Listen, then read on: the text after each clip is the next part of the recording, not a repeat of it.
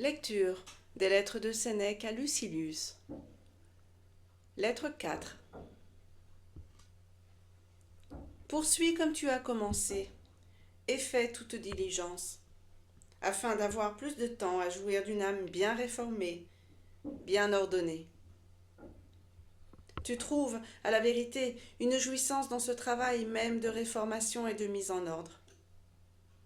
Mais qu'il est plus vif le plaisir de contempler son âme toute lavée et étincelante.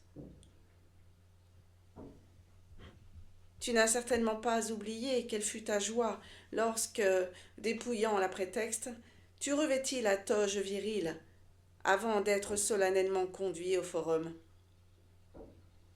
Ce sera bien autre chose le jour où tu auras dépouillé ton âme d'enfant et où la philosophie t'aura fait passer au rang des hommes. Jusque-là, c'est non pas l'enfance, mais, constatation plus pénible, une mentalité d'enfant. Et ce qui aggrave notre cas, c'est que si nous avons l'autorité de la vieillesse, nous montrons les défauts de l'enfance et du premier âge. L'enfant s'effraie de peu de choses, le tout petit de ce qui n'est point. Nous faisons comme l'un et comme l'autre. Avance d'un pas et tu comprendras cette vérité. La terreur qu'éveillent certains objets doit précisément diminuer nos appréhensions à leur endroit. Un mal n'est jamais grand qui marque la fin de tous les autres. La mort vient à toi. Tu devrais la craindre si elle pouvait séjourner avec toi. Mais de deux choses l'une. Ou elle ne te touchera pas, ou elle ne fera que traverser. Il est difficile, diras-tu, d'amener âme vivante à mépriser la vie. Ne vois-tu pas quels misérables mobiles la font mépriser? Un amant se pend à la porte de sa maîtresse. Un serviteur se jette du haut du toit pour ne plus entendre les gronderies de son maître. Un esclave fugitif, pour ne pas être repris, s'enfonce une épée au ventre. Penses-tu que la vertu n'accomplira pas ce qu'accomplit l'excès de la peur?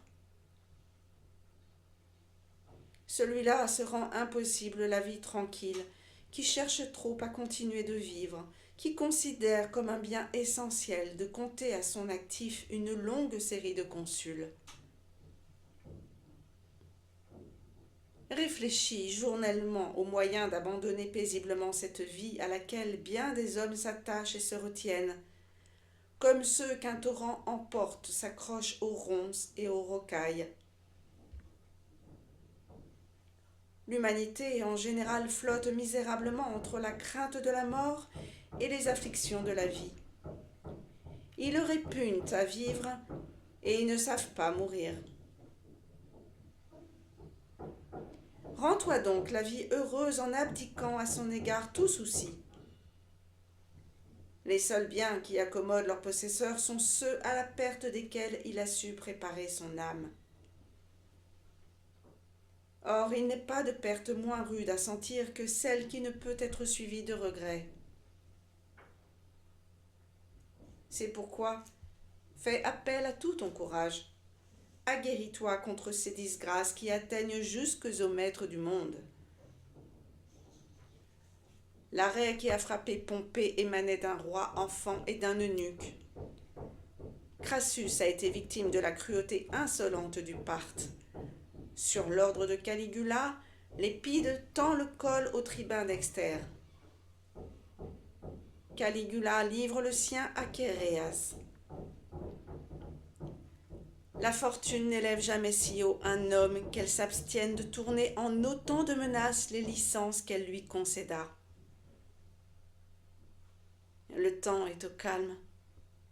Ne t'y fie pas. Un instant suffit pour bouleverser la mer. Le même jour, sur ces mêmes eaux où il glissait, des navires se sont engloutis. Dis-toi qu'un bandit, qu'un soldat ennemi peut te mettre le glaive sur la gorge. Écartons la supériorité de puissance. Tout esclave possède sur ta personne droit de vie et de mort. Oui, quiconque a fait bon marché de sa vie est maître de la tienne. Passe en revue ces drames domestiques célèbres, ces attentats à force ouverte ou par guet-apens. Tu compteras autant de victimes immolées à la colère des esclaves qu'à celle des rois. Que t'importe par conséquent le degré de puissance de l'homme dont tu as peur, puisque le pouvoir d'exécuter ce qui cause ta peur appartient à n'importe qui. Mais supposons que tu sois tombé aux mains de l'ennemi. Le vainqueur t'envoie à la mort. Il t'envoie où ton destin te conduit. Pourquoi t'abuses-tu toi-même? Pourquoi comprends-tu seulement à cette heure la fatalité que depuis si longtemps tu subissais? Eh oui, tu vas à la mort depuis le jour où tu es né. Telles sont, dans l'ensemble, les vérités que l'âme ressassera si nous voulons attendre paisiblement cette dernière heure dont la crainte tient toutes les autres en inquiétude. Pour terminer cette lettre, je t'envoie la pensée qui, aujourd'hui, a mon suffrage. Celle-ci encore, j'ai été l'accueillir dans le jardinet d'un voisin. C'est un riche trésor que la pauvreté réglée sur la loi de la nature. Or, cette loi de la nature, sais-tu à quoi elle borne nos besoins? À ne pas souffrir de la faim, de la soif, du froid. S'il ne s'agit que de chasser la faim et la soif, on n'est pas obligé d'assiéger un seuil superbe pour subir de grands airs sourcilleux, une politesse qui sait elle-même se faire insolente. On n'est pas obligé de courir les mers, de suivre la carrière des armes. Ce que réclame la nature s'acquiert sans peine. La table est toute servie. On s'épuise pour le superflu. C'est le superflu qui nous fait user nos toges dans la vie civile, nous contraint à vieillir sous la tente, nous jette aux rives étrangères. Ce qui suffit, nous l'avons sous la main. Faire bon ménage avec la pauvreté, c'est être riche.